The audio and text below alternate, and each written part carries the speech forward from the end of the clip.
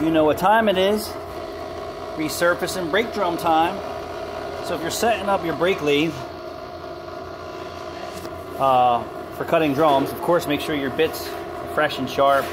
Make sure you turn your tool rest all the way in, and then you want to make sure that your work is closest to the lathe, because the further out you go, the more it vibrates. Obviously make sure it's shucked up right. So now what we're going to do is we are just going to take a little testies, because most brake drums get a lip. So you're just going to touch it. Hear it scraping. See the dirt flying. And then you're going to just make a pass and get that edge off. And then you're going to crank it in and listen to it.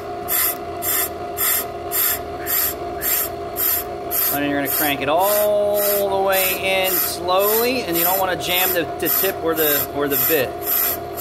You want to make sure that you're past where the brake shoes ride on the inside. And you're going to turn it again.